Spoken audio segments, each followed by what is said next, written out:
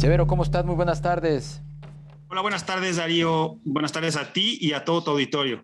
Pues se ha hablado mucho de que el gobierno y particularmente el presidente podría considerar algunas opiniones y quizás moverle algunas comas y puntos a su iniciativa como acto de buena voluntad. ¿Hay algo rescatable en esa contrarreforma?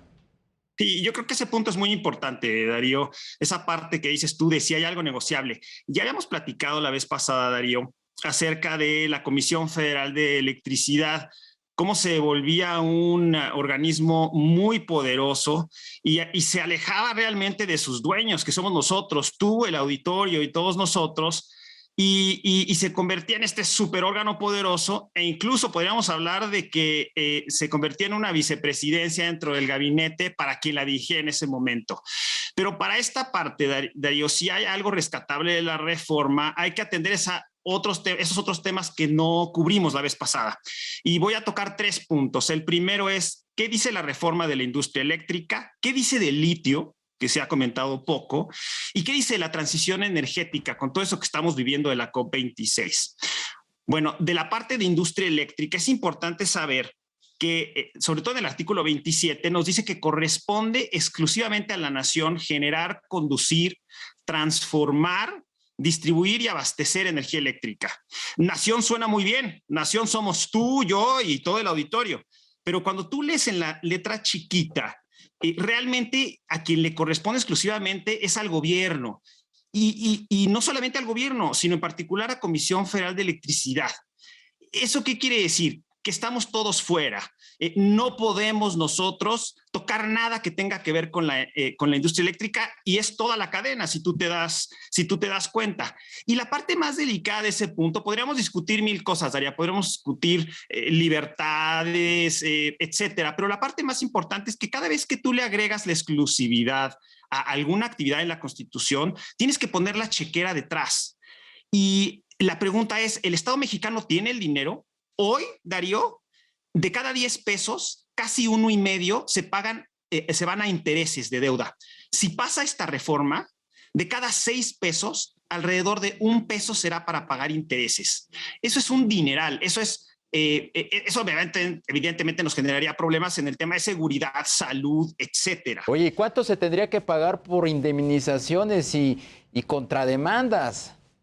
No, no, bueno, ahí estás hablando de los 45,000, 50,000 millones de dólares. Y además la tienes perdida en el USMCA, la tienes perdida en el TPP, la tienes perdida en el tratado con Europa, etcétera, Darío, ¿no?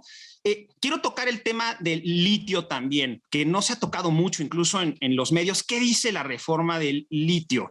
Dice que corresponde, que los minerales, el litio y los minerales estratégicos son exclusivos de la nación y no se otorgarán concesiones. Otra vez la palabra nación, que es muy taquillera, pero otra vez la letra chiquita y no es la nación, es el gobierno. Oye, ¿esto es bueno, Severo? ¿Es malo? Pues mira, la Agencia Internacional de Energía recomienda que todos estos minerales que van a ser muy importantes en la transición energética, Darío, como son el litio, el cobre, etcétera, dice 3 cosas. 1, inyéctales inversión. 2, diversifica. No pongas todos los huevos en la misma canasta, que no sea solo el gobierno, que no sea solo un proveedor.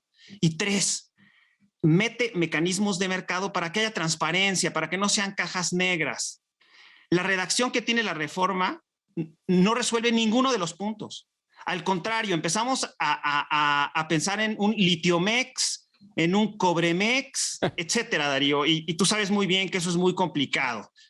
Por último, Darío, la transición energética. Nos dice que el Estado mexicano se encargará de la transición energética y la política industrial. Suena atractivo, más cuando estamos viendo lo que está sucediendo en la COP26, que ya lo platicaremos, Darío. Pero otra vez la letra chiquita. No es el Estado, no es el gobierno, es la CFE se va a encargar de la transición energética y de toda la política industrial. ¿La Comisión Federal de Electricidad tiene los elementos para hacer eso? Volvemos a la chequera, Darío.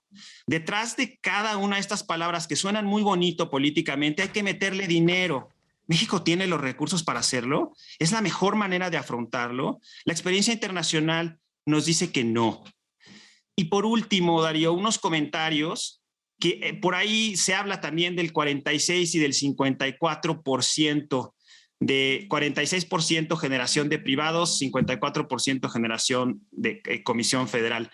Hay un punto muy importante. Hoy, el gobierno mexicano, a través de la generación de CFE y Pemex, controla el 72% de la generación, no el 38%, el 72% de la generación.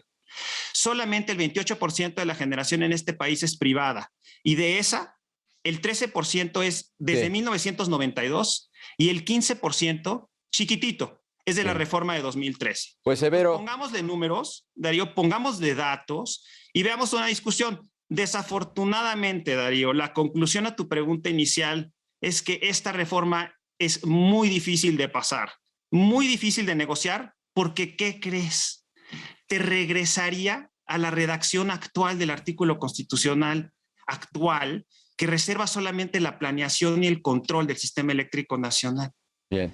Entonces, negociarla nos regresa a 2013, Darío. Así están las cosas. Pues interesante esto que nos comparte Severo López Mestre, especialista y consultor en energía. Veremos si pasa esta contrarreforma eléctrica. Por lo pronto, gracias por el comentario. Muy buenas tardes.